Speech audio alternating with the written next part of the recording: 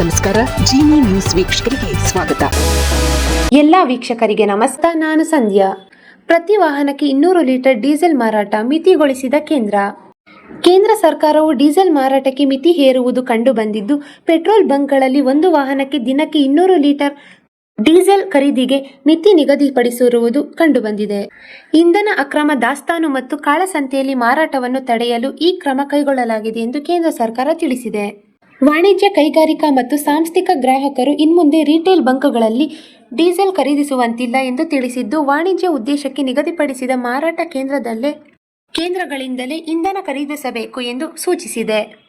Petrol ಮತ್ತು diesel ಪೂರೈಕೆಯಲ್ಲಿ ವ್ಯತ್ಯಯವಾಗಿದೆ. ಹೀಗಾಗಿ ರಿಟೇಲ್ ಬಂಕ್ಗಳಲ್ಲಿ ಇಂಧನ ಕೊರತೆ ಆಗದಂತೆ ನೋಡಿಕೊಳ್ಳಲು ಮಿತಿ ಕ್ರಮ ಅನುಸರಿಸಲಾಗಿದೆ ಎಂದು ಕೇಂದ್ರ ಸರ್ಕಾರ ತಿಳಿಸಿದೆ.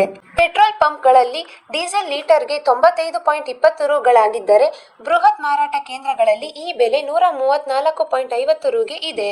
ದರ ಕಡಿಮೆ ಇರುವುದರಿಂದ ಬೃಹತ್ ವಾಹನಗಳ ಗ್ರಾಹಕರು ಪೆಟ್ರೋಲ್ ಬಂಕ್ಗಳಲ್ಲಿ ಇಂಧನ ಖರೀದಿಸುತ್ತಿದ್ದಾರೆ ಎನ್ನಲಾಗಿದೆ. ಇದನ್ನು ತಪ್ಪಿಸಲು ಹೊಸ ನಿಯಮ ಜಾರಿಗೊಳಿಸಲಾಗಿದೆ ಎಂದು ತಿಳಿದುಬಂದಿದೆ. ರಿಟೇಲ್ ಬಂಕ್ಗಳಲ್ಲಿ ವಾಹನದ ಇಂಧನ ಟ್ಯಾಂಕ್ಗೆ ತುಂಬಿಸಿ ಡೀಸೆಲ್ ಮಾರಬೇಕಿದೆ. ಕ್ಯಾನ್ ಬ್ಯಾರೆಲ್ಗಳಲ್ಲಿ ತುಂಬಿಸಿ ಮಾರುವಂತಿಲ್ಲ.